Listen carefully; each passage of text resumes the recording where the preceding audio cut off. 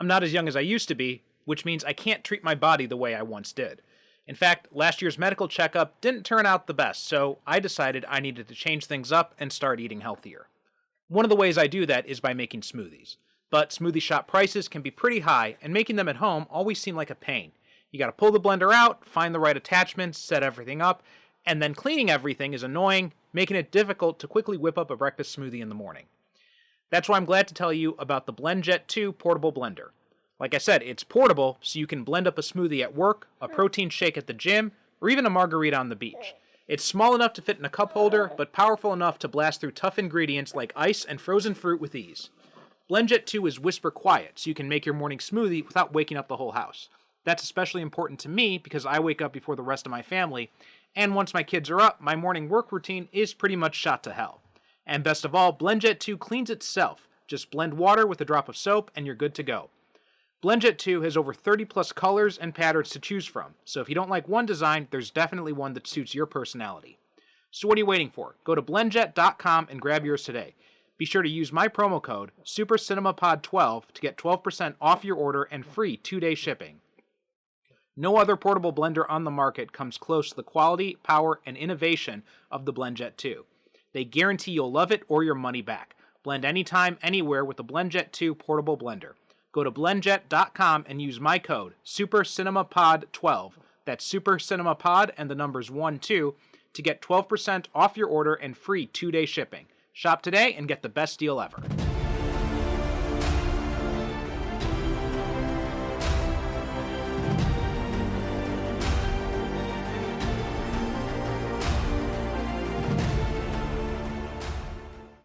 Dun, dun, dun, dun, dun, dun. Whoa! What the hell is this? It's a gas gun. Your Hornet gun. A gas gun? Yeah. Why not a gun? Our enemies have guns. What? I don't understand. What are these? What is this? What are these? These paintballs? No, inside is knockout gas. That's insane. Where's yours? Do you have one? Do you have a black version of it or something? No, just you. No? No. Well, why not? Why just me? You are so special. I know I'm special, but how come I'm the only one with a gun? Because you don't have much fighting experience, so I thought you needed a gun. Well, I'll be honest, that's a little insulting, man. I mean, I thought we were both badasses the other night. I kicked that guy in the face like 3 times, remember? I kicked him in the face. Yeah, I remember. Yeah. It makes you look cool. I need to look cool now? What the hell? You said my outfit was pimp. I remember even thinking, that's a weird word for him to use, pimp, but you said it. You said it was pimp. It is pimp. Yeah. The Hornet gun is just an accessory. An accessory? Yeah. Well, then you need nunchucks then. If you don't like it, don't use it. No, how does it work? Shit! It works. Welcome to the 150th episode of the Superhero Cinephiles podcast. I'm your host, Perry Constantine, and bringing back a returning guest. And I swear I did not plan this. It just ended up happening coincidentally. But Adam Lance Garcia, who's probably the most frequent guest, is now here for the 150th episode. Adam, how you doing? I'm honored. I did not know this is the 150th episode. I'm very happy to be here. This is exciting. I did not know either. I honestly did not. Because we had been talking about, you coming back on, and you'd been busy with a lot of stuff because you're a busy guy these days, and we'll talk a little bit about that in a minute. And it just so happened that the time you scheduled, and I'm looking at the episode list and everything, I'm like, oh wow, that's going to be 150. Okay, nice. Also, I'm impressed that you've done 150 episodes. Like, that is no small feat. Like, I did 8 episodes of an audio drama podcast, and I was just like, all right, I'm taking like 2 years off, and you've done 150. Good Lord. Yeah. It's surprising. And it's even more it blows me away too, because the only reason this podcast exists is so I could have an excuse to talk to Derek every week. And so we'd done 60 episodes together, and then he passed away. And now it's crazy to me to think that I've done more episodes solo than I did with him. That is insane. Yeah. Oh, Derek, man. I know we talked about him the first time I was on, but like, he was such a good guy. Mm-hmm. And like, I always think about how as a young writer, coming up. He was so supportive and so kind, and that goes a long way. You don't forget the people. I mean, Mhm. you don't forget the people who support you. You'll never forget the people who kind of like who told you you'll never succeed. But the people who support you, those are the ones that like they last and they matter because they say like, "Hey, you can do it." And Derek was always that guy. Yeah, he is so sorely missed. But Yeah. yeah, it's kind of nuts, man. That 90 episodes since then, you monster. Yeah.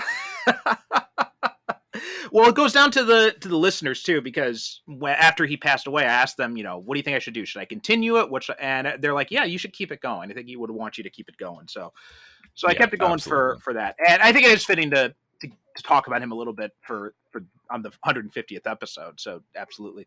Absolutely. And I go back and forth and I listen to some of those old episodes we did together. And it's not. I'm glad that we have that record too, so I can go back and revisit those episodes and revisit those conversations. So that's one of the nice things about it too. Yeah. I mean, it's also interesting because like in the movie that we're going to talk about, there was a conversation that he and I had about it, not necessarily over voice, but in text, and we'll talk about it more when we get there. But it does seem very fitting to kind of remember the man who helped start this journey that you are on. Mm-hmm. Yeah, I've been trying to find out if he had done. I was just searching right now to see if he had done a review of this on his website, because his movie review website is still up, but it doesn't look like he does. But he did do He, on his old podcast, Better in the Dark, episode 99. They had talked about that this movie, Green Hornet. So that was I believe there was myself, Derek, and Ron Fortier who did 3 reviews. I believe for God, what was the name of the blog at the time? It was Sorella Smith, who was going by Tommy Hancock at the time. It was their website. I don't know if she still has it up, but it's yeah, the whole thinking is, and we're kind of spoiling the movie that we're going to be talking about, but like we are talking about our 3 very different reactions to the 2011 film The Green Hornet. Yeah, I know but unfortunately that's not on his website, and that's what I was. And I know he had done a review because I remember reading it at some point. So that's Yeah. why I was trying to look for it just now. But even just a Google search result for Derek Ferguson Green Hornet didn't turn up anything. So if anyone knows if that blog is still alive, send me a message, send me the link to the review, and I'd be happy to include it in the show notes for this episode. But before we get too deep into that, let's talk about what you've been up to, because you are going to be writing a Star Wars. For some reason, they let you do it. I've written a Star Wars, sir. It is going to be published, is what I mean. It is going to be published coming out some. Yes. So what's great about this is what's really exciting for me in talking to you, Perry, because you and I sort of started off in the pulp community early on in our careers. So I remember you when, but I've always, since I started writing, wanted to write a Star Wars, and last year I got a really great email from Elizabeth Schaefer at Del Rey. And it was just, do you want to write a Star Wars? And I'm really glad that I was kneeling down at the time, because I would have fallen down. I wrote a short story for the upcoming anthology Star Wars from a Certain Point of View, Return of the Jedi. It is for the 40th anniversary, which is amazing because it's also my 40th year on this earth. So it all kind of syncs up. But the idea is it's retelling the events of Return of the Jedi from different points of view, from characters both within the film and within Star Wars canon. And I knew exactly who I wanted to tell, because I knew the anthology was coming out. They had done Empire Strikes Back. They had done Star Wars A New Hope. So I knew it was coming, and I was really crossing my fingers that it would happen. And apparently both Lucasfilm and Del Rey wanted me to be a part of this anthology, and I can't yet reveal who it is, unless is coming out later this year. I have no idea when this episode's coming out, so I'm not gonna. No, this will probably be coming out, I think, either late April or early May, but I'm not sure exactly what the timeline is for that. So, and also, like, even though won't be released, like, they have web crawlers and stuff that go around, and because I noticed that even though the episode's not released, it says, like, 5 plays or something like this. So yeah, better not to spill anything. We're better. Yeah. So editor on this. So while I can't reveal who the character is or when this story takes place, I can say that it's a character that I don't think anyone's going to expect. It is a character that I chose because I found a way to say something with them. Things that spoke to both the in-universe stuff and stuff that we have all gone through in the real world, and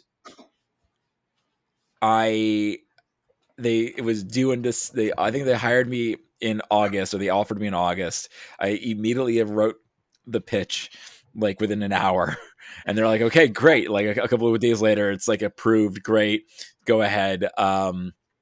It's due by December. I got it to them in October. And if anyone knows me, I'm not the fastest writer, but that's the fastest I've ever written anything in my life. And my girlfriend was like, I've never seen you write this fast. I'm like, I've been waiting 40 years for this. So it is really exciting. I really can't wait to talk more about it. Like I said before, writing a Star Wars was the reason I started writing. So this is all just a dream come true. September 5th comes out, 2023.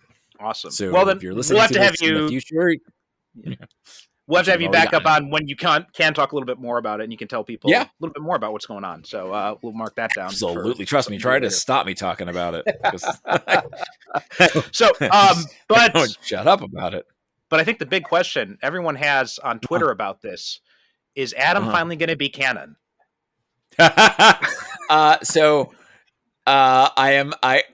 The question of what the canonicity of this in Star Wars is a little loose. It is, as Elizabeth, my editor, once put for the other ones, it's canon adjacent. Mm-hmm. But it's kind of, it is canon until proven otherwise. So Adam is canon until the Mandalorian says it didn't happen, or J.J. Abrams decides to make a new movie. One of those things won't happen. It is canon. If you want it to be canon, it is closer to canon than some of the old Legends books or EU or Expanded Universe from when we were growing up. It is about a character's point of view, so they're seeing these events from this point of view. But I worked very, very hard to make sure that it fits into every established all canon that they've released right now. That it fits into that canon, like even like stray lines from other books or things. I'm like, all right, how do I fit that into this story? And it was actually really interesting. What I found is the more canon I butted up against, the better the story became, because you're like, oh, well, I have this box to think inside. What is that? How do I take that event that's true and make it relevant to this character?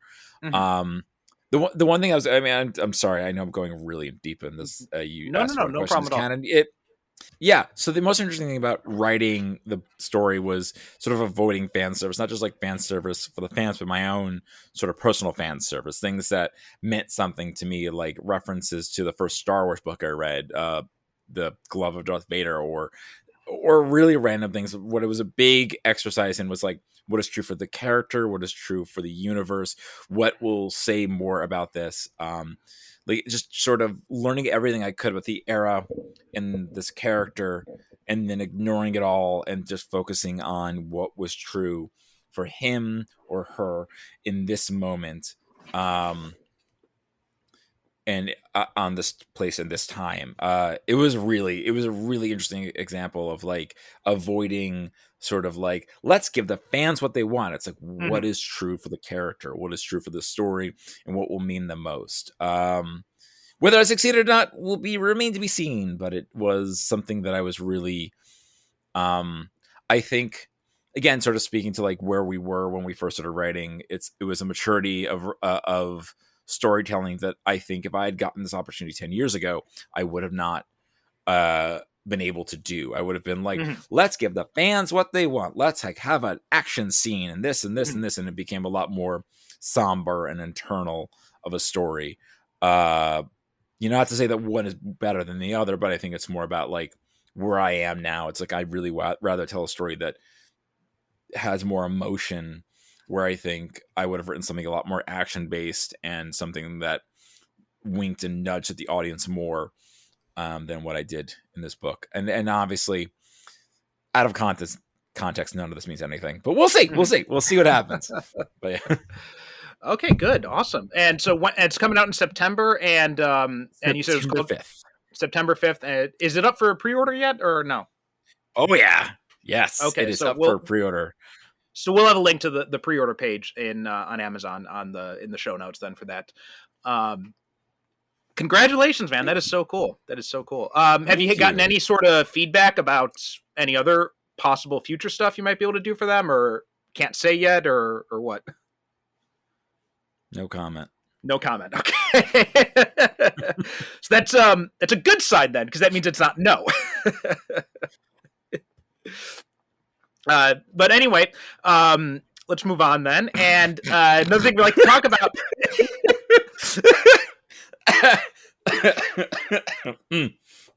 Yeah. Okay. All right. So let's move on then. And another thing I like to do now is ask people, what are they into lately? What kind of stuff has been grabbing your interest right now? Comics, movies, TV, anything? Oh man, I'm binging the New Girl, which is something that I never thought I'd say. I'm having a great time. It's been weird. I'm reading right now. It's called The Spare Man by Mary Robinette Kowal. I'm mispronouncing that, but it's very good. It's a murder mystery on a cruise ship in space. I'm still listening to a lot of audio drama, lots of Doctor Who audio drama. Obviously, I'm reading and researching a lot of Star Wars. And what am I watching these days? I've seen so many movies. So my day job is I'm a creative producer, director for Condé Nast, and I do a lot of interviews for celebrities. It's a dumb job. It's so dumb. It's so great. But like, I watch just a shit ton of movies and TV shows. Like, I binge watched so much Helen Mirren recently for an interview that didn't happen, and then I watched a ton of Toni Collette stuff for an interview that did happen. So I have no idea what I watch anymore. I like Bob's Burgers. That's something that I watch when I'm like trying to fall asleep because it's relaxing. I'm going to be seeing the new Ari Aster film, which I'm terrified about because horror films upset me and they make me sad because everyone's dying. God, what else have I seen? I saw John Wick 4. That was great. I liked Shazam 2. What else have I seen recently? I'm going to see Dungeons and Dragons this week. I consume so much media, Barry. I all the time, nonstop. It is look, it sounds like, I make it sound like worse than it is, but like, it's my job. So it's like, there's this weird, like, this is great. I just like, today was great. It was sunny and 61 degrees in New York. And I sat outside and I read a book and it was quiet. And that was wonderful. Oh, I'm playing a Deathloop. Deathloop is really good. That's a fun game. Really good time, terrible mechanics. I'm really digging it. Yeah, I'm just a rambling mess tonight. I am so tired.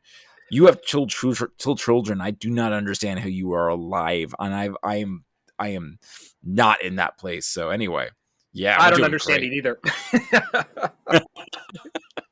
Because I was like, just as one example, last night, because usually I'll when the kids go to sleep and everything, I'll watch something and then last thing I'll do before I'll like read some comics for like an hour or half an hour or so before I go to sleep. And so I was doing that last night, and I finished. It was the second book in the most recent Batman and the Outsiders series. Just finished it, and then I'm thinking like, all right, I'm about to go to bed. And then as soon as like I turn off my background music on Spotify, I hear footsteps coming down, and it's Helena, and it's like 2:00 in the morning. And I'm like, what are you doing up? And so she comes, she sits, and she wants to sit next to me. So I put on episode Scrubs, and we both lay down and fall asleep on the couch that way. But that's the kind of stuff. And then Philip wakes me up at like 6:00, 7:00 in the morning. So yeah, it's crazy. We were talking off mic about my exercise program lately, and how the trainer said, well, let's see if we can get you 4 times a week. And I'm just like, how the hell do people do it? It's just impossible. I honestly don't know how people with children do anything. Like I love kids. I may or may not have them one day. But I approach like hanging out with my friends with kids in a very understanding way. I'm like, hey, like I have a friend who like lives basically 20-minute walk from me. And I'm like, hey, it's going to be sunny tomorrow. Do you want to hang out? And he's like, maybe, it depends on the kids. I'm like, no worries, no stress. Yeah. Because they are the number one thing you need to be worried about. So I'm in awe of what you are capable of doing. The fact that you do so much, and we were talking off mic about all the things that you do, that you are able to do all those things, including like even shower with 2 children is a miracle. So you should be very proud of yourself. I'm very proud of the shower thing sometimes, especially when I don't have to go to campus or anything. The shower thing takes a back seat, actually, to be honest. It's just like, what was the last time I showered? 2 days ago. It's okay. It's all right. Yeah. I had a friend of mine who was just, who was like saying that like he has like a newborn and a 1-year-old, and he's like, I haven't showered in days. I have no idea what I'm doing. I've been wearing like there's just vomit covering my shirt. I just don't even care anymore. I'm like, yep, that sounds like children. Yeah, we had I got a buddy, 2 of my friends. They live in Tokyo, but they the husband, he owns a bar out here about a 30-minute train ride away from where I live. And so he comes back and forth a lot, and like he's always sending me stuff on Facebook. He's like, hey, we're doing this and this at the bar this weekend. And he's like, this past weekend, he's like, oh, it's my wife's birthday. She's coming down to Tokyo. I'm like, all right, so I should go out for this. I'm like, okay, so what are the plans? And he says, okay, so we're going to have a party at the bar on Saturday night, and then Sunday afternoon, we're going to go out to a barbecue. And I'm just like, I can do one of those things. I can't do both. Yeah. So, and even still, it was just like, okay, 11:30. I gotta go catch the last train back home, and they're going out to like the after party and all that. And I just know they're probably out until like 3:00 in the morning. Yeah. I had a birthday party, a couple of weeks ago. My girlfriend surprised me. It was wonderful, but like I was one of only like 2 people who didn't have kids, and they were like, all right, we're leaving now. It's like 10:00. I'm like, dude, I get it. I always remember my friend who, before he had kids, I'm gonna do a terrible Australian accent. He's like, when I have kids, I'm always gonna like time to see my mates. I have not seen him in 2 years. Yeah. It sounds about right. I mean, part of that was a part of pandemic, but I was like, I remember like we go out to drinks or something. It's like, why is blank not here? We're like, because he's got 2 kids. And he's like, but all blah blah blah blah. I'm like, no. He has 2 kids, and now he, just, God, he was so. Anyway, I hate the season finale of the series finale of How I Met Your Mother. But one of the things that they nailed was when they're all at the bar in the future, and Barney's like falling asleep at the table, and it's like, we're going out late today. He's like 9:30. Like, yeah, that's about right. That's about what it is. For my part, what I've been watched, I got into the White Lotus, and because I had seen people talking about it, and trying to consume as much stuff on HBO Max while I still have the subscription, because I think I'm going to cancel it now that they're taking so much stuff I like off of it. I think I'm going to save it until the end of Titans and Doom Patrol, and then I'm going to axe it. But I haven't watched either of those. White Lotus, I just gave it a try because I heard people talking about it, and so I'm like, all right, let me give this a try. And I watched the first season over the course of like a week. I'm like, oh, that was pretty good. And then the second season, I binged in like 2 days. It was so good. Nice. Yeah, Nice. it's just it was surprisingly captivating. I did not expect to like it as much as I did, but it was so good. And now they said that the third season is apparently going to be in Japan too, so I'm really looking forward to that. Nice. Yeah, one thing that I always like, my question about like White Lotus is the same thing with Succession. It's like I hear they're good. It's like there's so many shows actually right now that are out. White Lotus, Succession, Last of Us, and a few others that everyone's just like, it's so good. I was stressed the entire time. I'm like, that is the last thing I need right now. I am like, I that's, I'm sure it's great. I'm sure it's well acted. I'm sure it's well written. I'm sure it's well produced. I'm sure all the things, but there was that one episode of The Last of Us that everyone was talking about, and they're like, I was crying so much at the end, and I'm like, okay, you've actually told me you gave me the reason why I don't want to watch the show. Like, I do not like, I not to say that there's nothing. I want to be clear. Like, I think there's, it is valid and wonderful that there are shows that can make people feel like that, and that's not to say that I always don't want that I don't want to enjoy it, but I think it's weird, like, especially with Twitter, there's this sense of like, it's either all or nothing. It's like, I can acknowledge that these things are great and well done. Like White Lotus looks beautiful. I've heard only good things about it. But it's like, this is not a show that I actively want to watch right now. And a lot of people take it as like, well, why don't you like good things? I'm like, why are you making it I don't like this? No. I just don't want to watch it right now or ever. It might not be what I want to watch. It's like, do you know how much content there is? Like, I'm really enjoying Star Trek Picard. Like, that's a fun show, but also it's like the kind of stress that I'm like, oh, that was fun. You know, like, I love Ted Lasso because it feels like a warm hug, and that's kind of where I'm at right now. I mean, mind you, like, one of my favorite shows is Breaking Bad and Better Call Saul, and they're like the most stressful fucking shows you've ever seen in your life. But yeah, I feel like I want to make that distinction of like, I don't think they're bad, but I just don't want to put myself through that right now. No, I totally get that. I mean, like, that's why I just like, I'm doing a Scrubs rewatch for like the 90th time because it's a fun show, and I like putting it on the background as I'm doing other stuff. And and I will say though, the White Lotus, comparing to like The Last of Us or Succession, it's also kind of like heavy content, but it's delivered in a way that's much more light, if that makes sense. Like, it's a lot more consumable than, I didn't feel stressful at all watching it. It was just very engaging. Gotcha. Yeah, there's also something about like let's watch all these white people be mean to each other, and I'm like, I don't need that right now. It's like, oh great, like I'm in America, guys. I get a lot of white people being mean to each other all the time. Thank you. That was another really good, like, well, that's the thing I really liked about the first season, especially because it's all about like class and colonialism and like all this stuff going on in there, and the second season is just all about sex, basically. But there's some of that class stuff too, but it's basically just all about sex. But it was really good. It was really enjoyable, and it was weird because on HBO Max it's like classified, and the first trailer too I saw, it seemed like it was partly a comedy, but it's really not. So I'm not sure why they classify it like that. I found out that it's like a murder mystery, and I was like, I knew that like someone. I know that. I mean, there's a murder in the first episode, and then you find out who dies in the last episode, but it's not at all like, you don't really care about the murder mystery. It's just it's just like the impetus to start it off, to like bookend the show more or less. Yeah.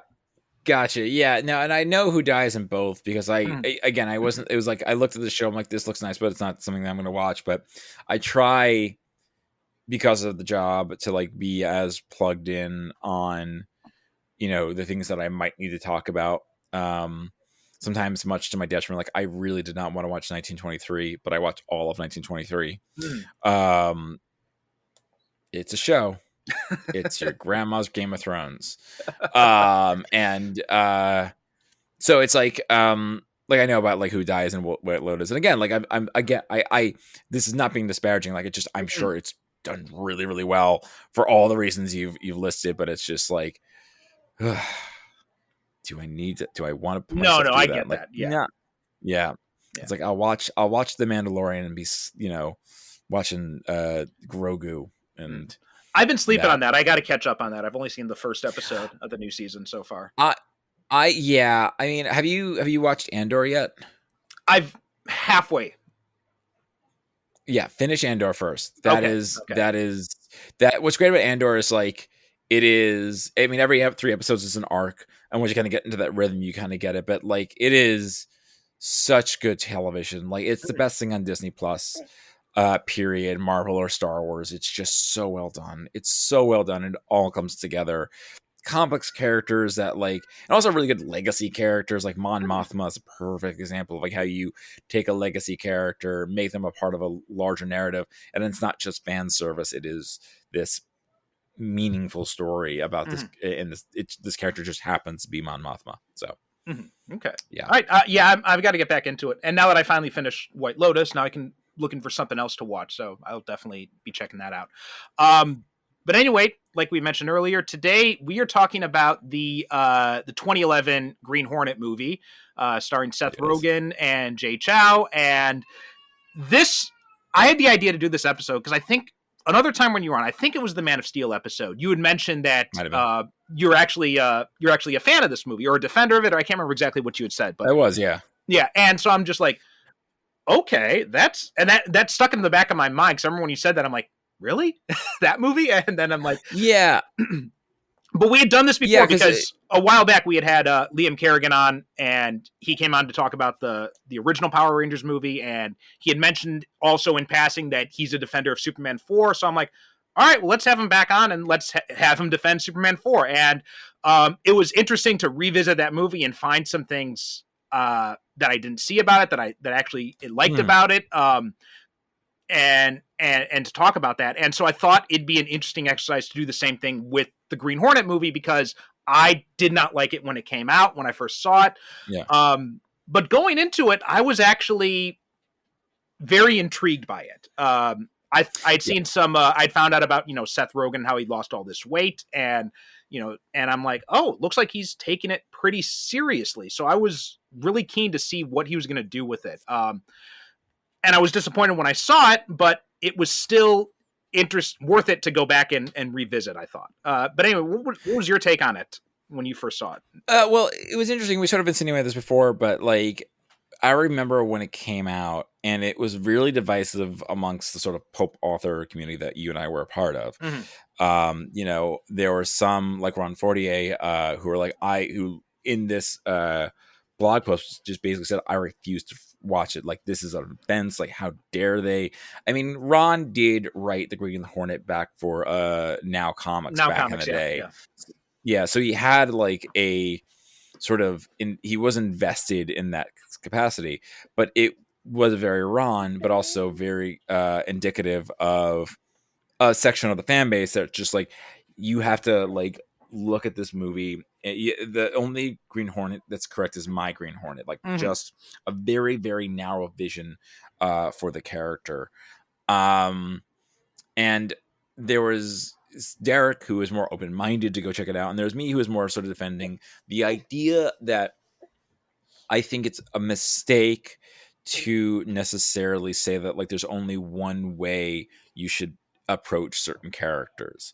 I think I always the example I always give is that you have the Adam West Batman, right? That the fact that one of the reasons why Batman is such a big part of our zeitgeist, our cultural zeitgeist, is that Batman had this really goofy show that ran for 3 seasons in the 60s, and it sort of gave you a sort of extreme to go to. Then you can sort of create the extreme of God, what's his name?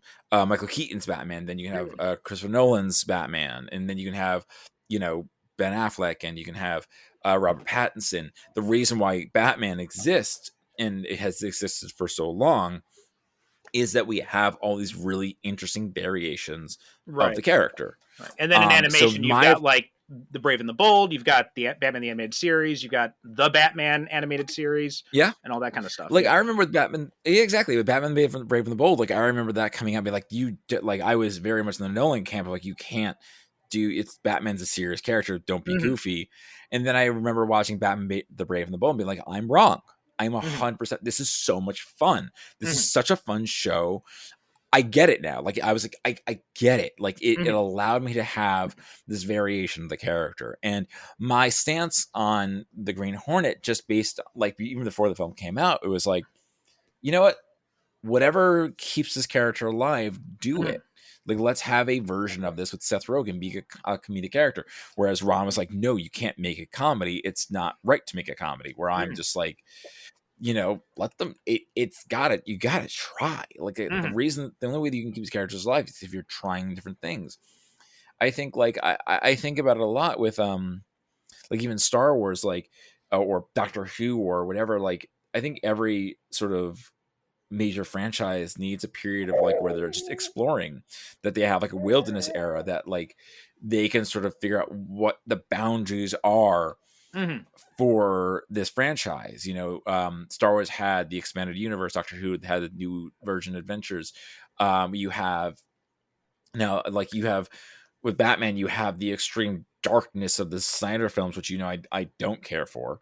And basically, if you're listening to our Man of Steel episode, you know that like my sort of like feelings with Man of Steel was like, oh, here's a new version of Superman. We haven't had this version, and now that like we saw the sort of the full exploration of that Superman, I can say like, no, that's not where you want to go. I'm looking forward to James Gunn's Superman because it's like, oh, what happens when hope isn't cool anymore, and you have this guy who's like all about hope. Like, yeah, that's what I'm looking for.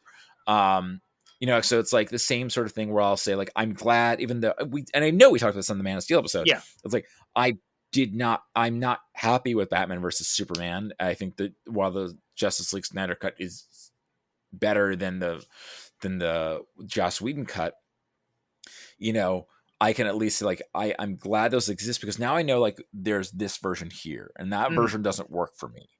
But I can know what I do want. I know what I like from this character. So Green Hornet, it's like we haven't seen this version, and I remember it being very not 100% effusive. But if I remember I can probably find it on my computer. My review of it, probably be more effusive about it than I was.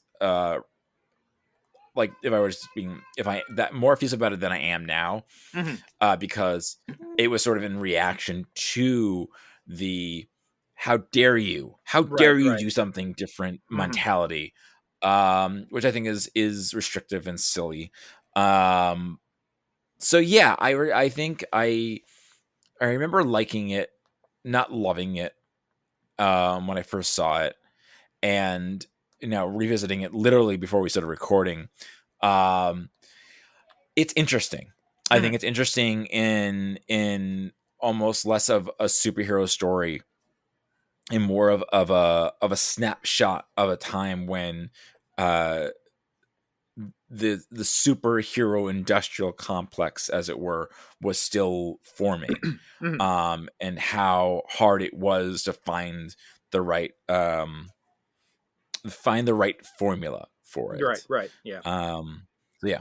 No, I get what you're saying, especially with the reaction part, because I've definitely had times like that. Like I can think back to the Ang Lee Hulk film, or the Daredevil movie, or Superman Returns, where the fan reaction was overwhelmingly negative to those movies. Whereas when I watched them, I'm like, I kind of like these. And then and then in response to that, I kind of became like this stalwart defender of them because of that reaction to just like how negative the other side was on it. So yeah, I totally get that too.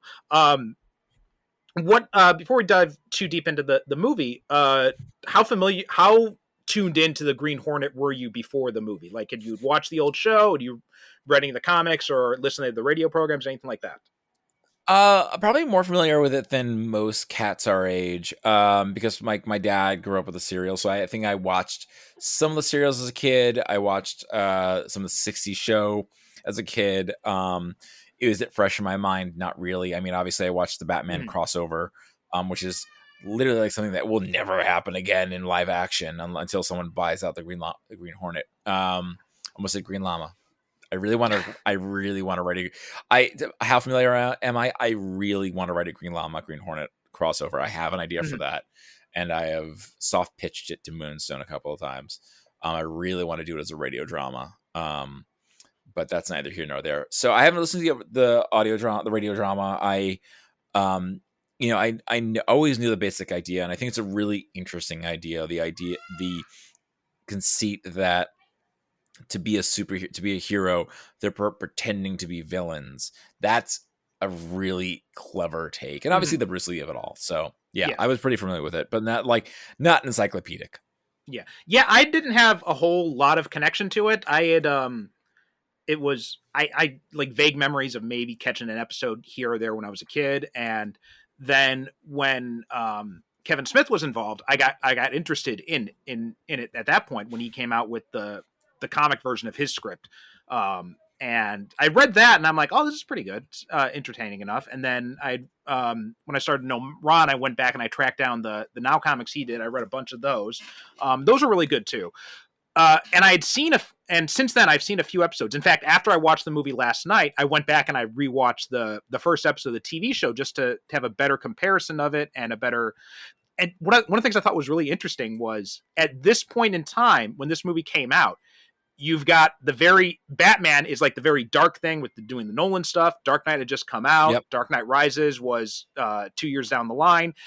And then you have this very comedic take on the Green Hornet, which is funny because you watch 66 Batman and 66 Green Hornet, which were both produced by William Dozier. And it's like the opposite, where in that one, it's Batman that's the campy thing and is treated more tongue in cheek. Whereas the Green Hornet, that's right, yeah, it was actually pretty damn serious for 1960. Yeah. So I thought that was a funny little parallel between the two. But so that was kind of like my. So I don't have a whole lot of history with the Green Hornet, so I wasn't watching it from the perspective of someone who is like, I can't believe they did this to my favorite character type of thing. But it was just more trying to watch it as a movie in its own. And I didn't like it when I first saw it. And then when I watched it last night, there are some things that I can find that are really interesting in it. And then there are other things that I'm just like, I don't know why you're doing this. And so that was just kind of like this mixed bag with it. Yeah, I think it's interesting. It's like I was in just watching it now. I got the sense like this movie was edited within an inch of its life. Like it was a different movie that I feel like they were trying to do. I think it was not poorly cast because it's a really good cast, but I think it was incorrectly cast. Like looking into like who almost played Britt Reed, you're like, oh, that kind of would have been more interesting. And especially knowing Seth Rogen's career since with The Boys and all these other sort of comic properties, he knows how to tell superhero stories, that sort of like poke fun at and play with the genre. I feel like in almost every respect, like everyone involved with this project almost was the wrong person to be involved with this project. Like you could have taken the original script, which, I don't know how much of that actually survived to what was produced, because some of the stuff that was in the film, it's like, wow, this is really just cliche. What, like, if it was a different director, even though Michel Gondry was like on and off this project for years, since like 95, I think, I think everyone took it seriously, but I think it was like the wrong ingredients for the wrong recipe or something. Like I don't know the analogy I'm trying to make. I'll figure it out eventually. I'll figure it out like in the middle of the night and scream it. Like, oh God, the wrong recipe. Anyway, so basically it's like, there are so many things that Michel Gondry does that are like, oh, that is visually interesting. Like the way the fights are staged, some of the sort of visual effects. And I'm like, oh, I don't see that in modern superhero films, like, oh, that's a really interesting take on other things. I'm like, I understand what you're going for, but it's not effective. it's weird. Like there are some scenes that I'm like, I like the scene a lot. There's some moments I'm like, yeah, this is really fun to watch. I like Seth Rogen as an actor. I mean, he's great in The Fabelmans. And again, I think Seth Rogen, really everyone in that film, has had the best career since then. I think he took a lot of learnings from that film. Yeah. So yeah, and I just think that this film was just, it is a really interesting snapshot of 2011, early on in the rise of the Marvel Cinematic Universe, the like end of the Dark Knight trilogy, to your point, where people saw that there was a market for superhero films, and a market for superhero films that actually meant big budgets and big names. And I think, for a number of reasons, they produced something that doesn't stand the test of time, but it is interesting to watch. I think that is the biggest thing, just keep revisiting it, and like, yeah, this can only have been made in 2010, if that makes sense. No, yeah, and I think especially when you're looking at in comparison to those early Marvel films and what DC was doing with the Dark Knight stuff, it's an interesting snapshot, because it's kind of like trying to find that line, because the early Marvel films were much more serious than they ended up becoming in post Avengers, post Guardians of the Galaxy, where they leaned into the lightness and the humor a little bit more, and whereas then the Nolan films were obviously much darker, and this is kind of like this. It's kind of like this attempt to see how we can do with a more humorous take on superheroes, but I don't feel like it was the right. And I think a big part of the reason is there's a lot of things that work here. Like I love that, when I first saw this, I hated Christoph Waltz in it, but when I watched it now last night, I actually kind of like the fact that he's a super villain who's going through a midlife crisis and trying to like reinvent himself as this crime boss who's trying to reinvent himself as a scary super. I found that actually kind of entertaining. I don't think it completely works throughout the whole film, but it's a fun idea that they play with a little bit. Yeah. And also the idea of, because the whole basic conceit of this is, it's kind of like, it reminds me of what the urban legend is for the original pitch of Knight Rider, where it's, let's just let's have a guy with a talking car. That way we can get a good actor who can do the voice of the car, and then we can just get some pretty boy to play the actor. And then and it doesn't matter if he can act or not, because we got the guy who's doing the voice acting doing all the heavy lifting. And that's kind of like the urban legend of how they got, William Daniels and David Hasselhoff for Knight Rider. I don't know how true that is or anything like that, but it holds up. And it's kind of like a similar idea here, where you've got this rich playboy guy, but he can't do shit for himself. All he can do is basically fund it. So then you've got the guy who is actually the superhero, who's Kato, doing all the action stuff. And it's a fun conceit to play with it, especially with this idea of him being like this spoiled rich kid. But I think the biggest problem with this is, and I think a big problem too going into this movie that a lot of people had, it was a very visceral negative reaction, just the idea of Seth Rogen playing this character. And because I know a lot of those same people despised Seth Rogen just based on which I never got. Like, I think Seth Rogen, I mean, he doesn't have a whole lot of range, but he's entertaining. I love watching him in these movies. And I haven't seen The Fabelmans. I will point on that. Yeah, I was gonna say, like, I will push back. Like, that was one of those moments where I think Seth Rogen's, I mean, he doesn't have as wide a range as other actors, but The Fabelmans was like, oh yeah, like, you are actually a really good actor. There is just this one scene, and I just bought The Fabelmans because it's one of those movies where it sounds so weird to say, but like, it sounds weird to say as a white passing white passing male, cis male, of Jewish descent. Like, it was one of the few times in recent memory that I personally felt very seen in films, which sounds really, really weird to say right now, in general, but because it's a hyper specific sort of, and I know we're kind of gunning off track here, but The Fabelmans is a really good film. It felt very hyper specific to my upbringing and the need and to the uncontrollable need to tell a story.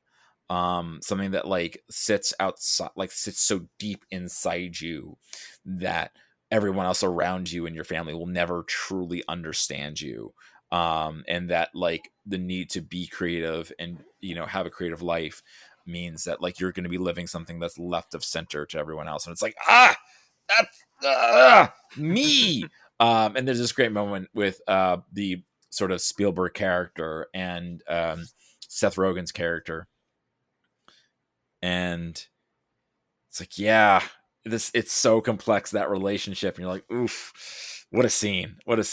So but to your point, like I think a lot of people at the time just had a visceral reaction to Seth Rogen as the stoner comedies. You know, he's this up, like, who is this kid? He doesn't know this character. Like George Clooney, who was originally going to play him at one point, been in the role, I think there would have been a lot more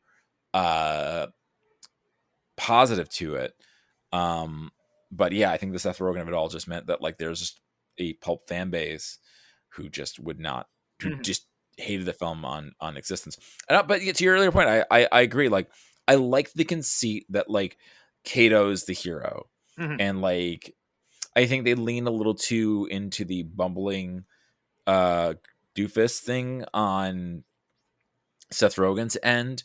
And I think that's kind of like, you can sort of see like there's a very narrow line they needed to walk on this, and they just kind of like went a little too far on either end, making it like an unbalanced film. It's like all the conceits are right. Like you're like, yeah, okay, have him like have Kato be the hero. That's an interesting take on things, but maybe don't make Britt Reed an idiot. Like make him more well-meaning. So yeah, it's Yeah, I think that's probably the biggest weakness of this is probably Seth Rogen's casting in it. And I mean, I think if he had just done this in the writing role and he had gotten someone else like George Clooney, or Jake Gyllenhaal was also rumored to be in the Kevin Smith version, and there are a few other actors that were up for the role that would have probably done a better job. Or, you know, even someone like John Hamm, like who can easily switch between comedy and drama, like that he would have been a really interesting choice for that too. But yeah, I just don't think Seth Rogen, especially at this point in his career, his range is very limited, and he just can't really. He just doesn't really seem to know how to play anything but the doofus, and that's a big problem with this movie. Yeah, agreed. And again, I don't think it's. I think it'd be wrong to say that he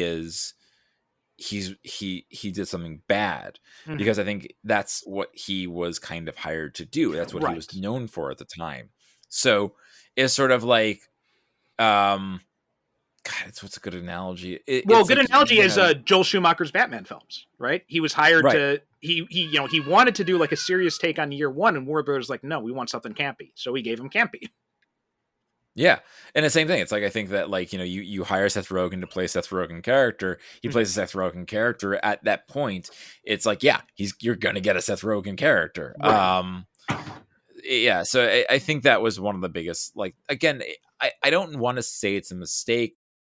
I think what's interesting about this film is that I feel like everyone is doing their best version of the story, but they're all in different films.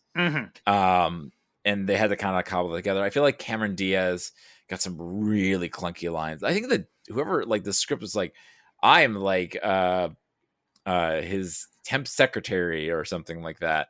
I'm like, this is a pickup. You wrote this is not the original draft, because then you have like a scene later on where like she's basically a reporter at that point. You're like, something's off here. Something is like, I feel like there's a lot of, and again, this is, I don't know the story production, but I could like, I feel like there's a lot of reshoots trying to like sort of bring this film together.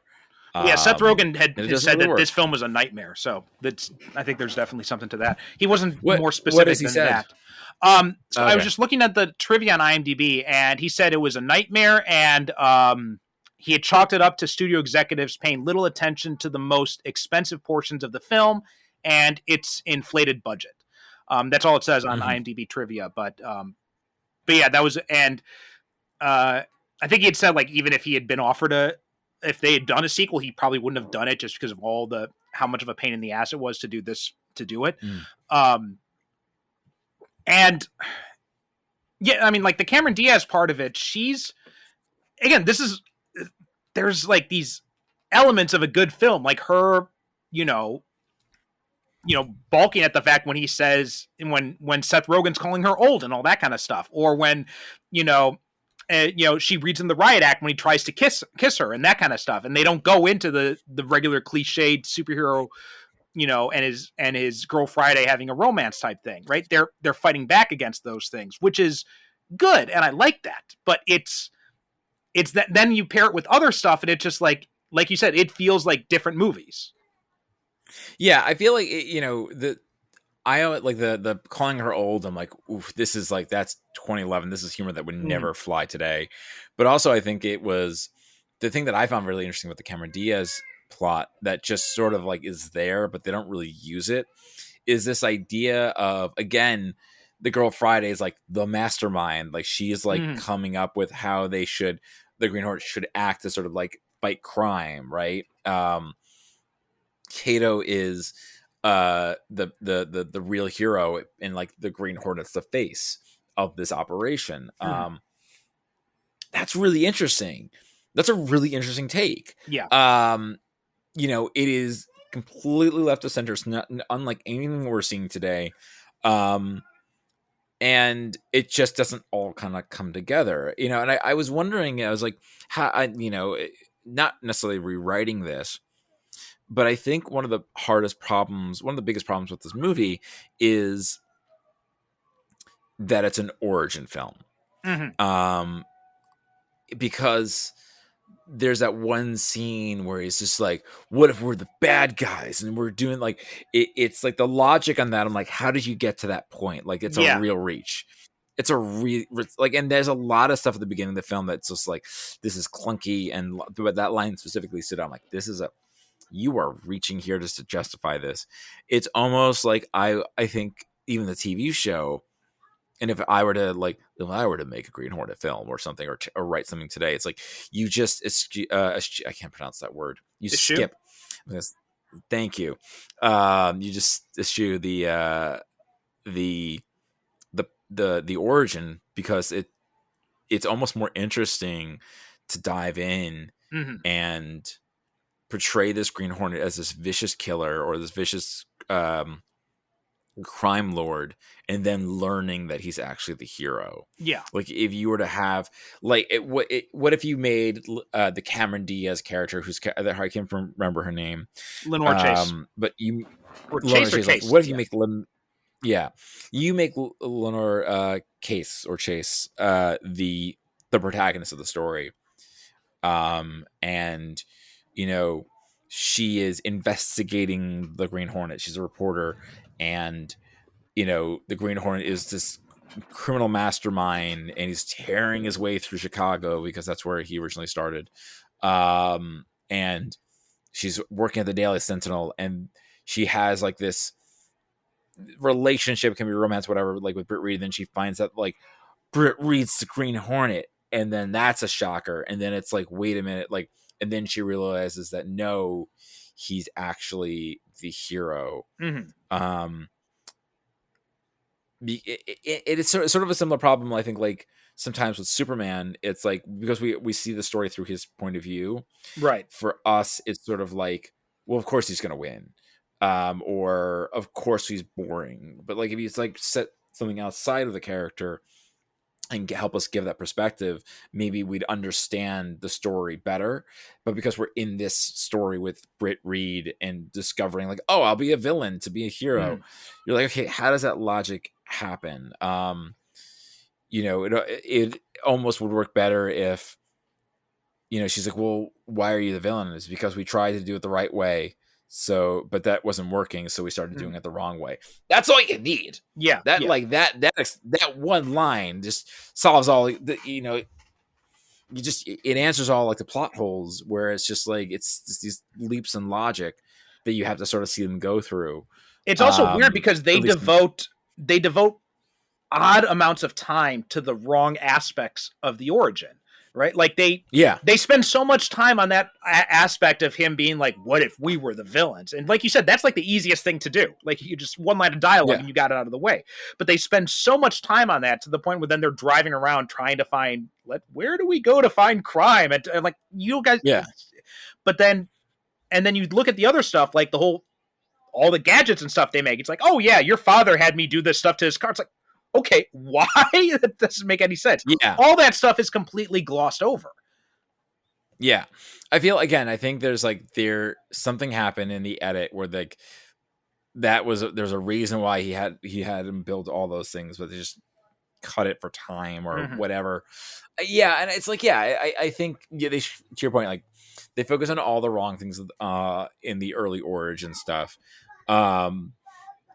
And I think again, this is like David Harbour as a district attorney, which I was like, right, David Harbour's in this movie. My wife pointed that out. She's like, oh, that David Harbour. I'm like, oh yeah, I didn't even recognize him. Yeah, like it's almost like he has like the almost inverse storyline of Britt Reed, where he's like this, this do-gooder district attorney that starts using bad guys to do the right thing. That's not really explored. I think this, like, again, the ingredients are there to make a really interesting Green Hornet film. But I don't think they necessarily succeed. Again, I think I'm glad this movie exists because I think it really gives us a lot of insight into what makes a successful superhero film in general. And like seeing how studios were still learning. It's a really interesting snapshot. But at the end of the day, like I don't necessarily reject what I wrote, whatever it is that I wrote. God, it's been how many 12 years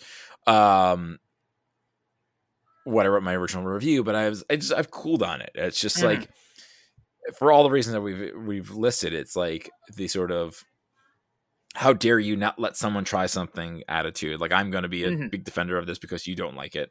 And there's also just the seeing how superhero films have grown and changed, and how, from both Ant-Man and Shazam 2, which again, both films I actually enjoyed. I actually enjoyed Ant-Man more than most people. You talking about the original one or the? No, the Quantumania. Okay, yeah, like, I did too. It had issues, but I enjoyed it a lot more than a lot of people were complaining about. Yeah, I was like, everyone's like really mad at, like, I actually went to see it at a screening. Like, some people like, we hated that. I'm like, I was fine. And it's funny because you're not the biggest Marvel fan to say it gently.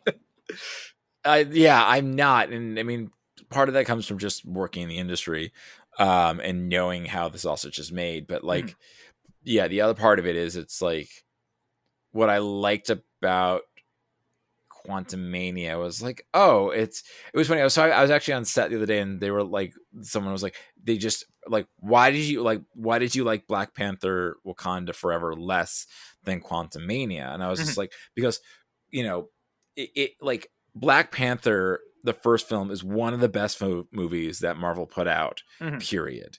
I think it's like, it is an A level film. It could have been an A plus, but that train fight at the end really still bugs me.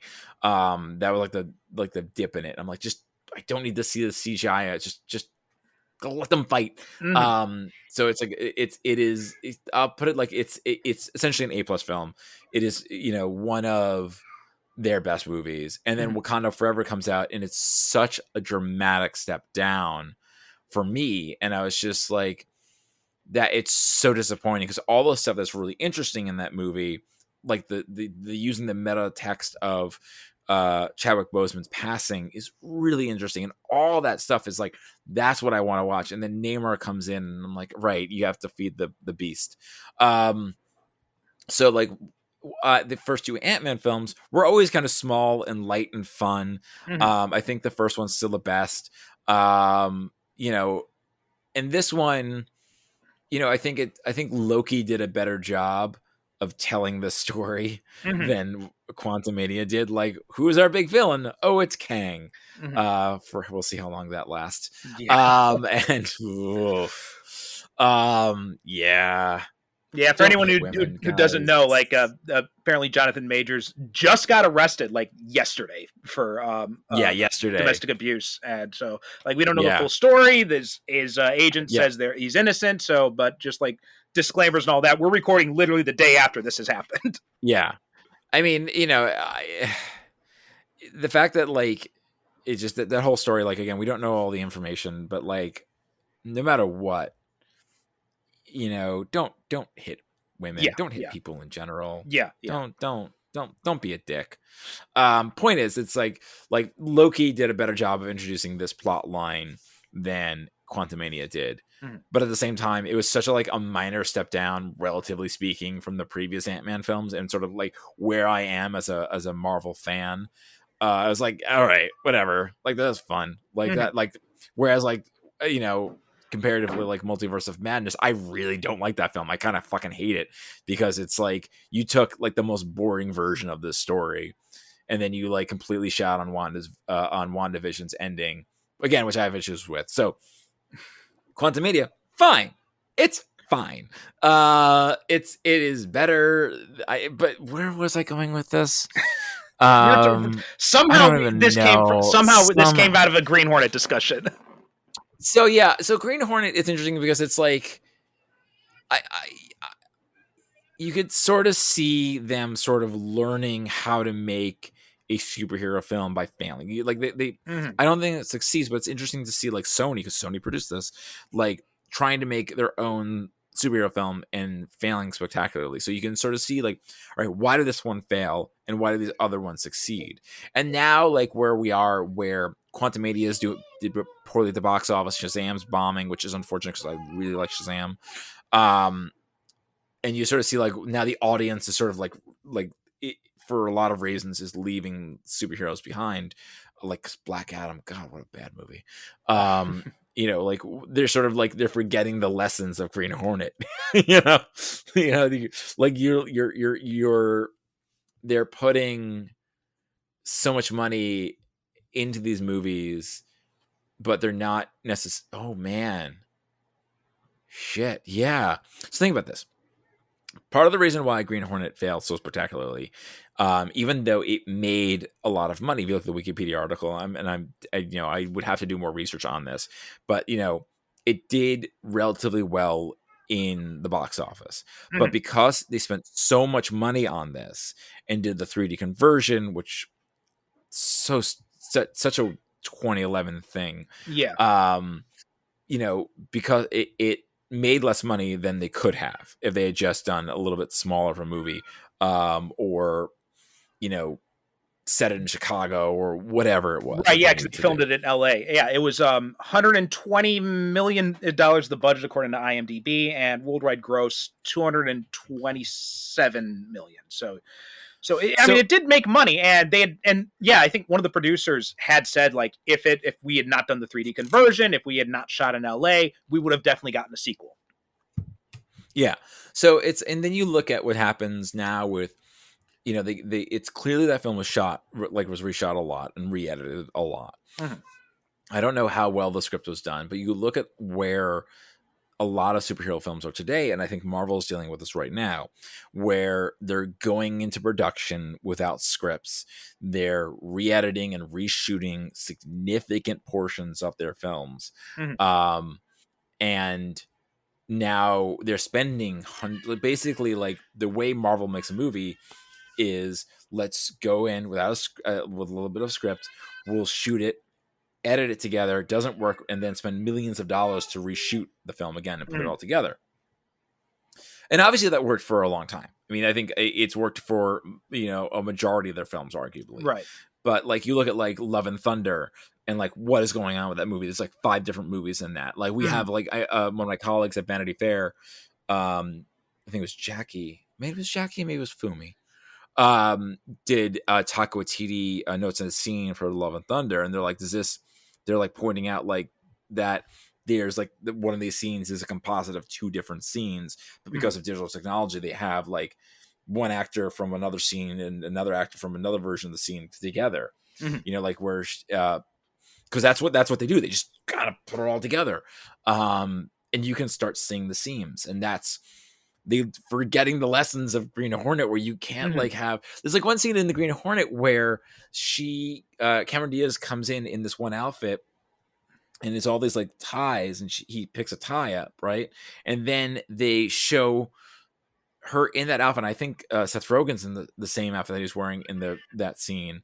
And like during this montage, like getting a call from David Harbour's character, and it's like it's clear that like they took this thing from the end of the movie and put it in the beginning, or like vice versa, and it's like, oh, you really cobble this together. And yeah, I think that's galaxy brain. Well, let's talk about some of the things that still do work. And I think one of the things that really does work is Jay Chou's performance. I think he is, without a doubt, the MVP. Oh, yeah, definitely. He is, without a doubt, the MVP of this movie for me. I thought he nails the action. He's got this.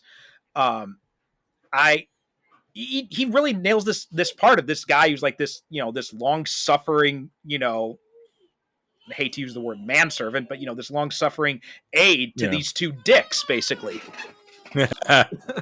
Yeah, he didn't work so well for me, and I think partially because it's like I really wish it had been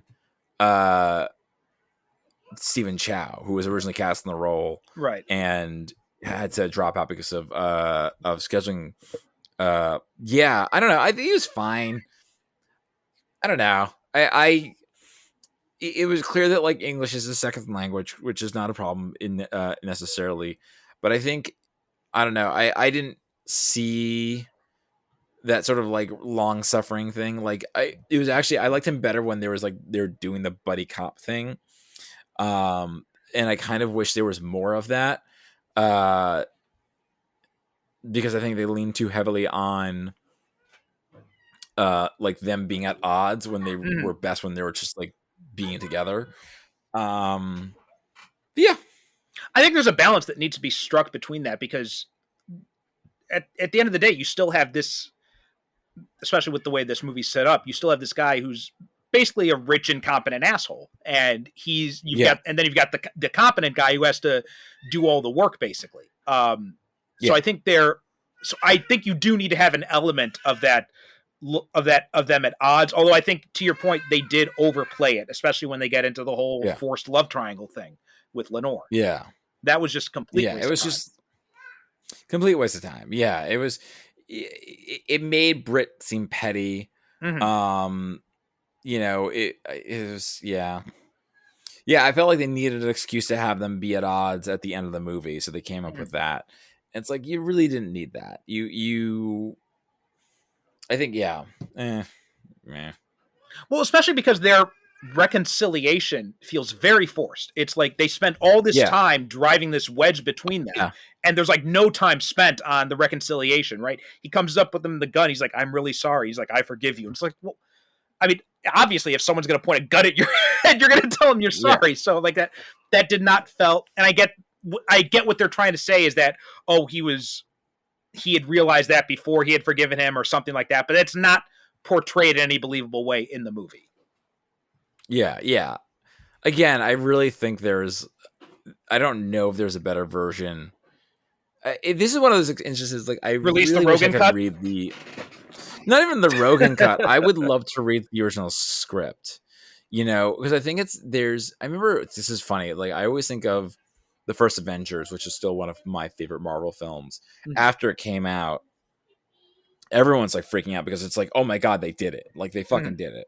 Like they built this universe. It all worked. Even if you look at Marvel, though, Marvel Phase 1 is sort of like, it's one of the weaker phases. Like it has Iron Man, even though like I really loved First Avenger, but like Thor's fine.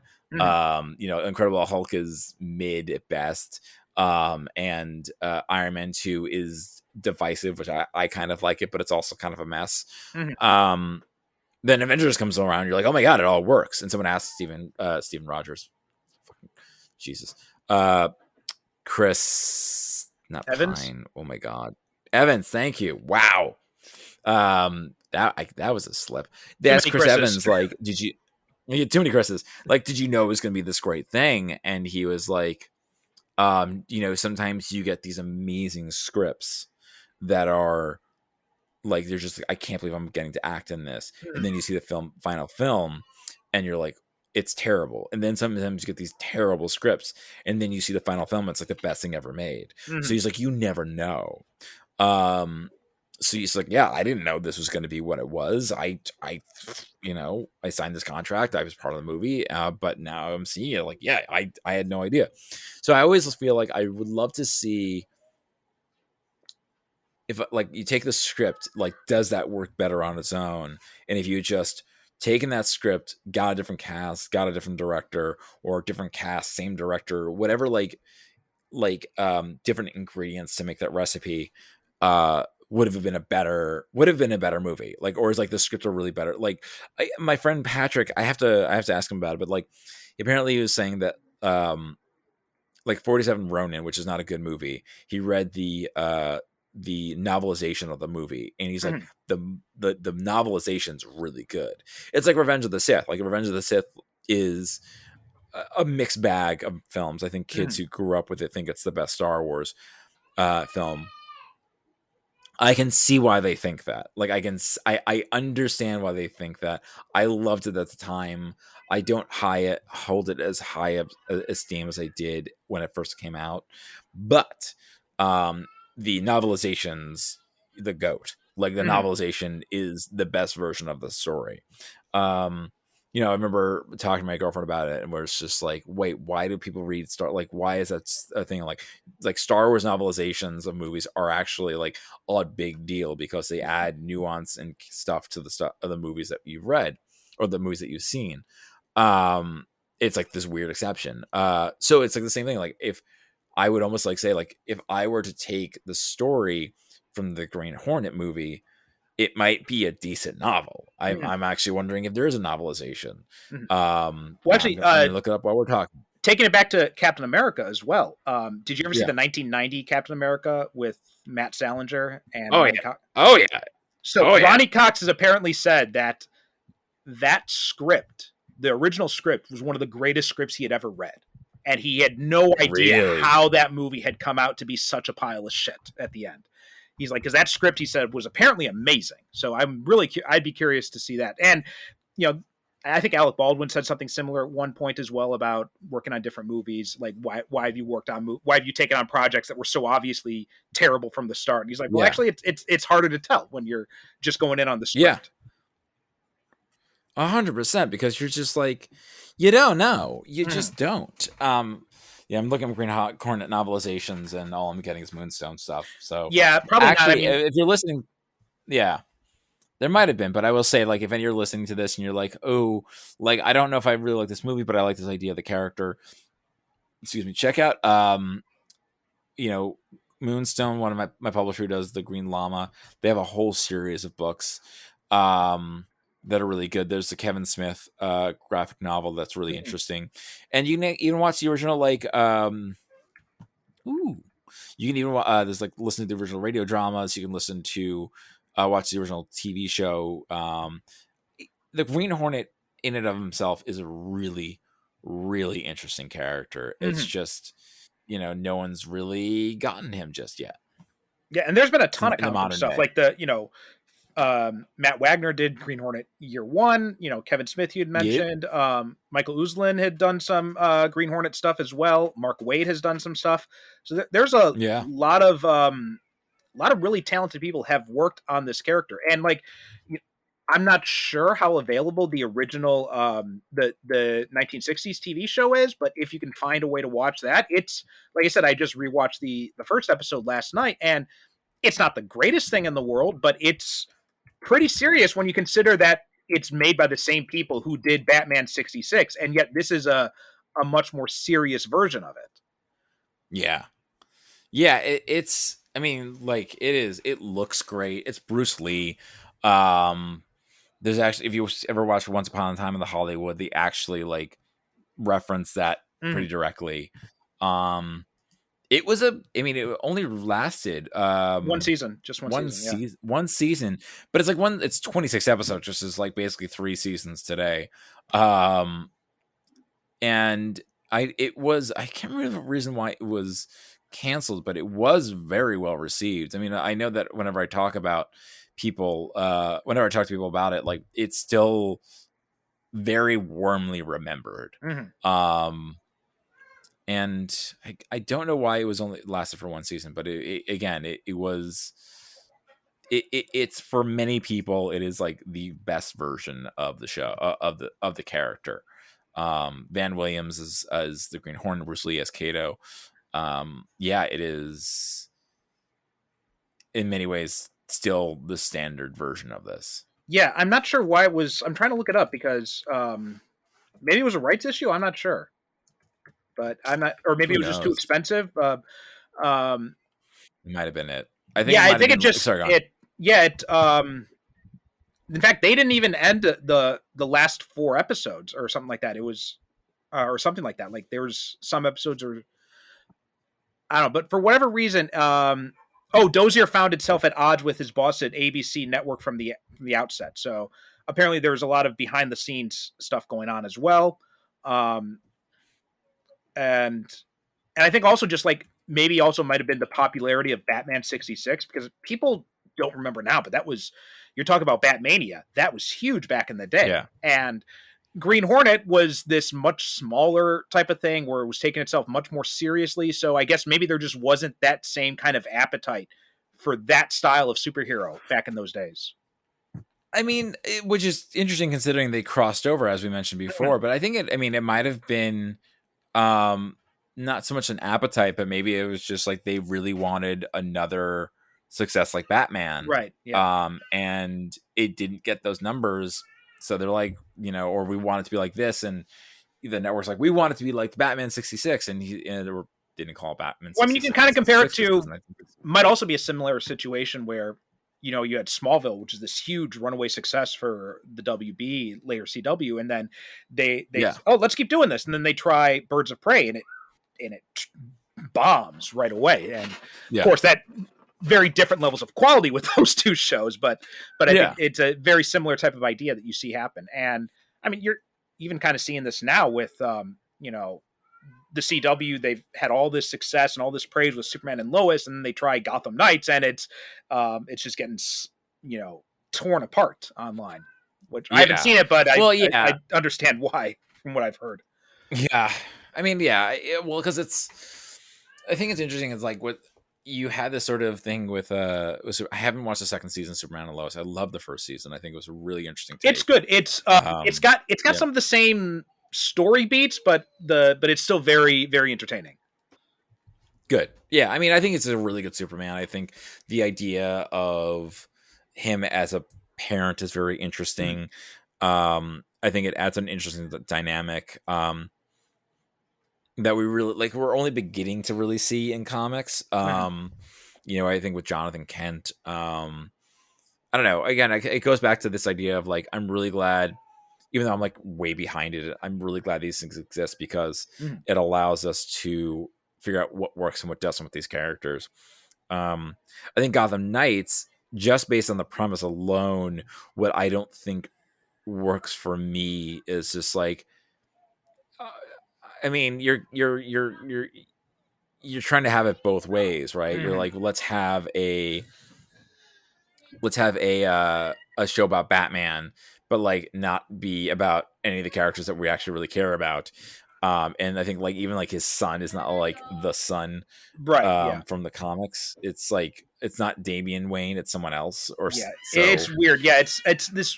I don't know. There's been this obsession that TV studios have had going back before Smallville with the idea of doing a Batman show without Batman. And so much so when the original, before Smallville, that it was supposed to be young Bruce Wayne, and then they decided to do Smallville instead. Then they do Gotham, they do Birds of Prey, they do Titans is very heavily Batman influenced. So you've done like 5 or 6 versions of Batman without Batman. So why do you keep on doing it? How is Titans? Because I watched the first 4 episodes and I absolutely hated it. Like I I think for my money, it was such a misunderstanding. Like, speaking to like the something that was kind of edited within an inch of its life, like that very first episode where he's a detective, I'm like, interesting. Dick Grayson's a detective, I'm like, interesting. And then there's a line where he's like, Batman make me want to cross a line that I didn't want to cross. I'm like, motherfucker, in the scene beforehand you killed 4 people. Like, so what was the line that you didn't want him, that he wanted you to cross, that you were not okay with? Because you literally murdered people. And then there's that one moment with like Hawk and Dove, and they're trying to have sex. And he's like, I'm sorry, I just don't get used to it. And I'm like, oh no.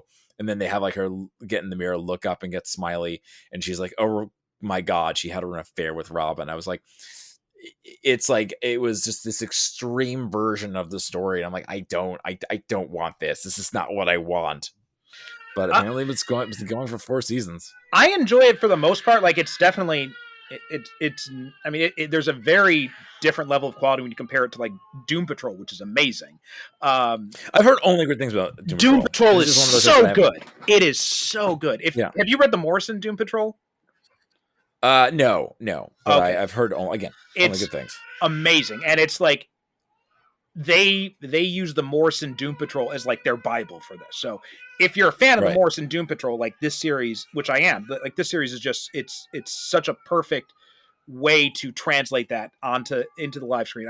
It is amazingly well done. Titans, it's like, cause I was cool on it to begin with from the trailer and everything, because it looked like they were going with the whole the Snyder type, angsty dark type thing. But I found myself actually really kind of enjoying the first season, because there is some of that, especially early on, but it does kind of course correct a little bit, and you find out that, and it gets really, and it has ups and downs, but there's some really good stuff that keeps me coming back to it. Like, just an example, the first half of the most recent season 4, there was they had Titus Welliver as Lex Luthor, and he was amazing. And just like, unfortunately, spoilers, he dies, but they had him in there for a few episodes, and he was great. And like, I would have watched a whole season of him. There's a lot of other stuff in there too. Like, I really like the guy they got playing Superboy. They got Tim Drake in there now too, which is interesting to see. So I overall, I like, probably going to mispronounce it, Brendan Thwaites, I think is his name, or whatever his name is, but as Robin, Nightwing, Dick Grayson, I really like him. I think he does a lot more good than bad. I think he's, definitely the best version we've seen of that character in live action. Not exactly stiff competition, I understand that, but still. No, yeah. I mean, it's interesting. Like, I think I'm more willing to give Doom Patrol a chance, because I know it's like a lot more adult, and I know it's a lot more like absurdist. But it's weird. Like, I feel like there's like an allowance. And not an allowance, but it's like it's weird. Like, it's especially considering like how our conversation started, like understanding the limits of like what these certain characters. Yes, I will feed you. My cat is hungry. Certain the limits of these characters, and wondering, like with Man of Steel and seeing the range and accepting them. I feel like, what I saw of Titans, I felt like, at least in those episodes, was like you lost sight of what made these characters interesting, and I think, and that's kind of where, to the Green Hornet of it all, like they lost sight of what make this character interesting. Where when they do it, like, oh, this guy is the hero, but he's pretending to be the villain.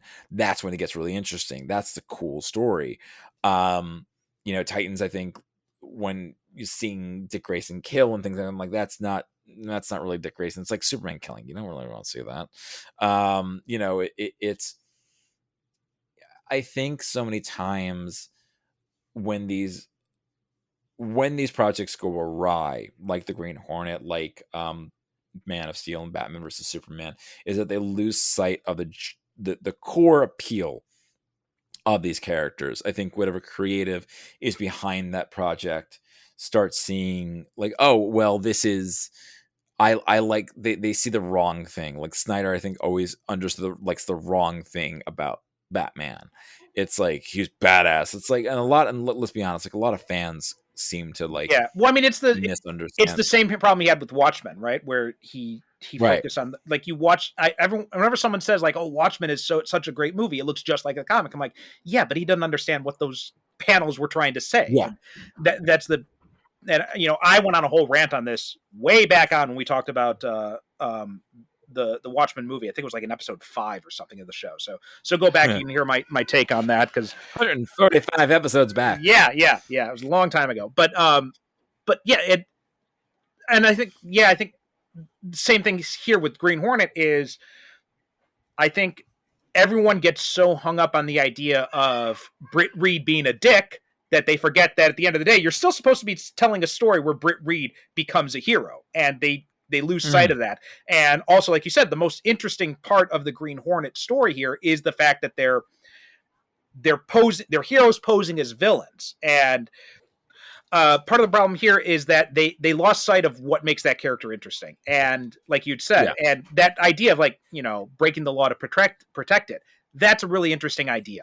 And that's something that is, I think, part of the problem too is I don't think the Green Hornet really works in a movie setting either. I think you'd really want to do something where it is a TV show where you can explore the ramifications of these decisions. It's hard to fit all that kind of stuff into a movie too, I think. Yeah, I mean, I think, like, again, I think it can work in a movie. I think it has to be sort of reconstructed. I think the origin story is a mistake. I think, it's you can explore the repercussions. Like, God, imagine like the Green Hornet but Heat. Like, that's how you do it. Like, and again, I really just watched Heat for the first time, and I can't believe that was like a blind spot. I can't believe that was your first time. But yeah, good. But like, yeah, my girlfriend's like, you haven't seen it. I'm like, I've seen scenes from it. Like, that's actually one of the weird things about going to film school is when you watch a lot of clips from a lot of movies that you think you saw the movie, and then you see the movie, like fucking Die Hard. Like, I watched Die Hard once. I mean, I saw Die Hard 3 with Die Hard with a Vengeance. I love Die Hard with a Vengeance, and I love Die Hard. So I bought Die Hard on Blu-ray, and I sat down to watch it. I'm like, I've never seen this movie ever. And this is years ago now. Like, I watched it countless times now.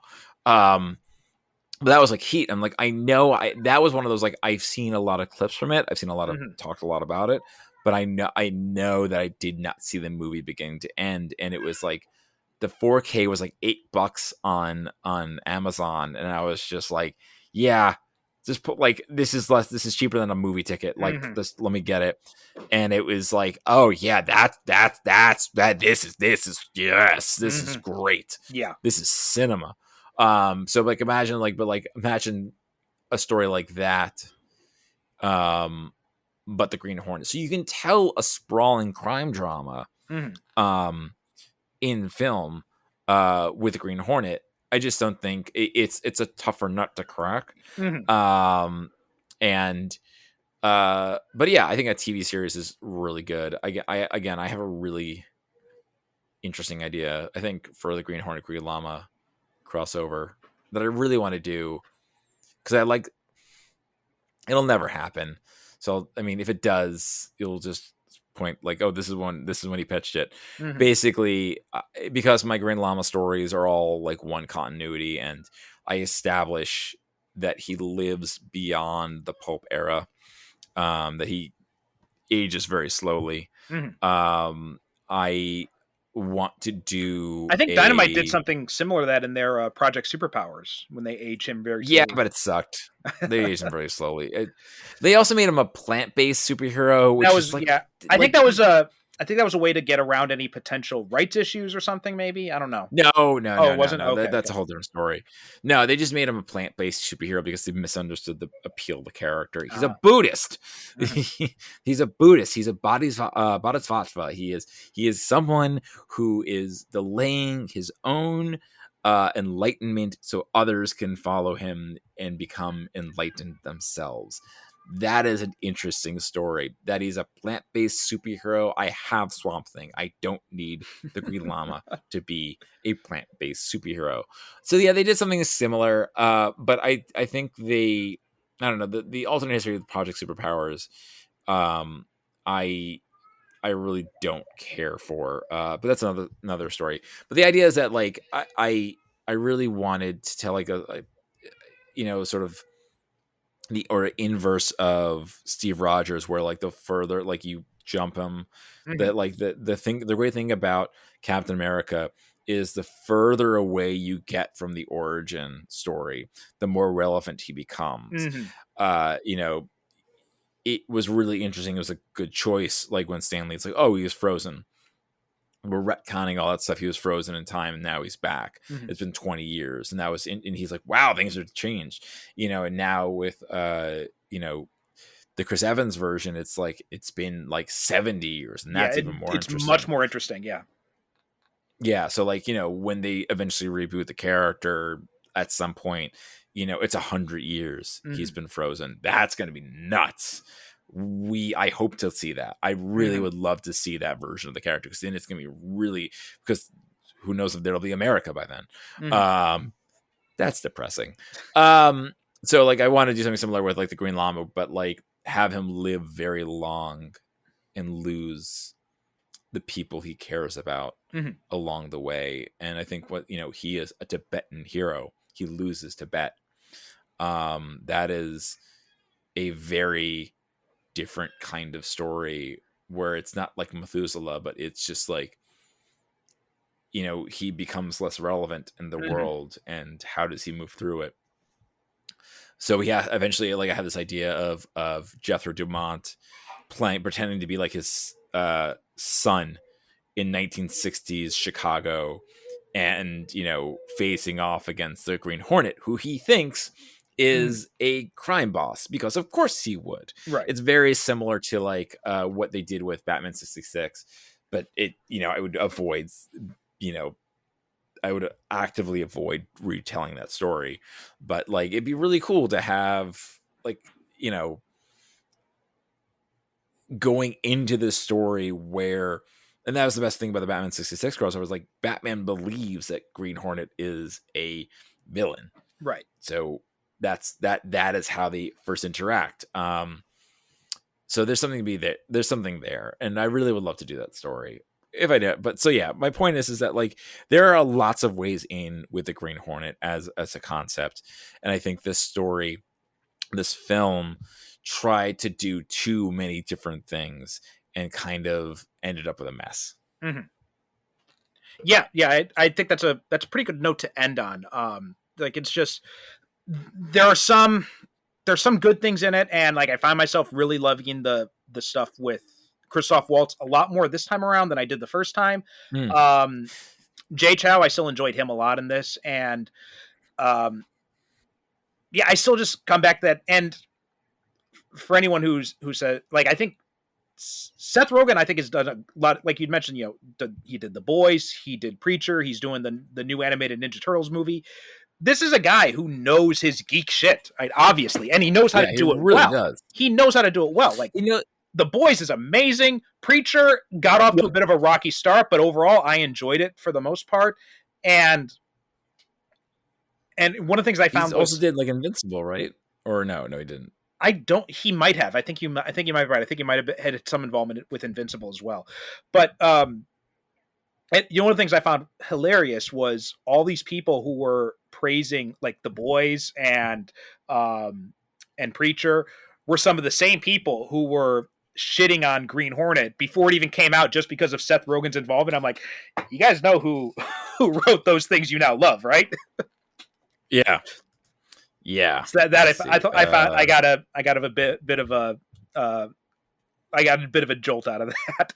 But yeah, I mean, and I think if he was going to do a version of the Green Hornet, I mean, I know it doesn't have the rights anymore, so it doesn't matter, but I would much rather see him take a backseat to it and just stay on the other side of the camera and just focus on like the writing and the producing and let someone else play the character. Because I think that is really where the biggest fault in this movie lies. And I think a lot of the other stuff we do have the problems with a lot of the script problems, but for me, the biggest fault is really Seth Rogen is just not the right pick for this character.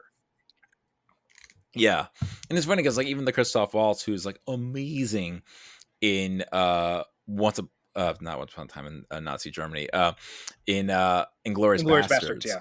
Like, yeah, I really wish we had that menacing version of him. Mm-hmm. I think there's an interesting story there that but I feel like he's playing for comedy, and I think while Christoph Waltz can be very funny, I know I was wishing for like his character in like just that menace. Well, you know who was originally supposed to play that part, because Christoph Waltz was a recast, Nicolas Cage. Oh. And you see that and you realize that is a part that was definitely written for Nicolas Cage. Oh yeah. See, that's the thing. I think it's just like, there was a better. The script might have been fine, but the wrong cast. It's no one's fault. I don't want to sit there and like say like again, Seth Rogen didn't do anything wrong. He was doing what he was hired to do. Christoph Waltz didn't do anything wrong. He was doing what he was hired to do. Like Jay Chow, Cameron Diaz, everyone was there doing the thing they were hired to do. But there's a reason why those ingredients you don't put together. Yeah. Well, yeah, and this is, like you said, this is early in the superhero factory, so they're just still trying to and they're still so hooked on the idea of doing an origin story too, which is, like we'd said, that's another problem too. And I think if they were going to make this movie now, I think they would completely cut out the whole origin part of it. Yeah. I mean, that was like the best thing, like with my favorite part of Spider-Man Homecoming was like when the thing happened, like, thank you. That was, and Batman, and the same with Batman, yeah. Like, just like, it's just, we don't need to see pearls falling in slow motion for the 50th time. Yeah. And I think, like, God, that's again, to the Batman, like, is a good example. Like, yeah, you could, like, it's a crime drama. Like, you could do it as a movie. But I think the mistake was the origin. Yeah. Okay, well, I think that's one of the mistakes. Yeah, it's some interesting things. I think it is an interesting movie to revisit, especially if you had a very visceral reaction to it back at the time. Yeah. I mean, I wouldn't say it's a good movie. I wouldn't say it's even that enjoyable of a movie, because I think I actually fell asleep a few times watching it. But it's got some good moments in it, nonetheless. Yeah, I think the biggest thing is if you are going to watch this, and we've touched upon this several times already, but the biggest thing is you're going to go watch this out of curiosity. It is a really interesting snapshot. It is not a bad film. It's not a good film. It is a thoroughly mediocre film that is evidence of a time in superhero cinema that is both lost and is kind of returning. Yep. All right. Good way to end it on. All right, Adam, why don't you tell people where they can find your stuff? Well, you can follow me on basically every social media account under Adam Lance Garcia. That's all one word. I'm on Instagram, Twitter, Facebook, TikTok, and a few other places. And you can pre-order Star Wars from a Certain Point of View, Return of the Jedi, at your favorite store. It's basically on literally every store because it's Star Wars. I wrote a Star War. That is the coolest sentence. I repeat it to myself sometimes when I'm just walking around.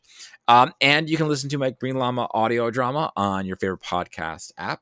It's the Green Llama with one L. The first season, 8 episodes. I'm really proud of it, and we're gonna be working on season 2 once I finish the Green Llama novel. I'm going to do it. I promise. All right. Well, thanks again for coming on, and we'll have links to all that stuff in the show notes. This is fun. Oh, so glad to have you come back on. I'm so glad it was the 150th episode just to work things out. And this is a fun pick to revisit. But that does it for this episode of Superhero Cinephiles. SuperheroCinephiles.com is the website. Super Cinema Pod on Twitter and Instagram. And if you subscribe to the Patreon, you get these episodes a week in advance, and you also get access to the Superhero Cinephiles book club, where we talk about comics and graphic novels. Thanks for listening. We'll talk to you next time.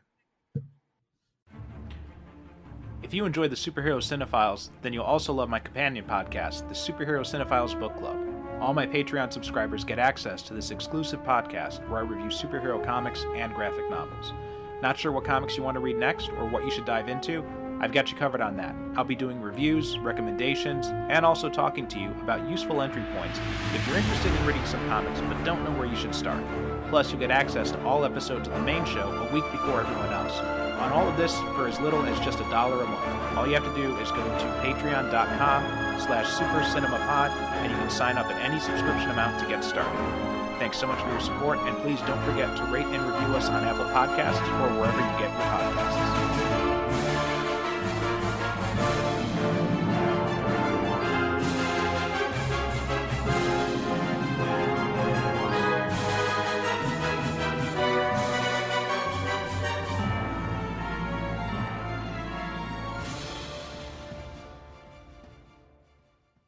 Thank you for listening. And as always, good night, good evening. God bless.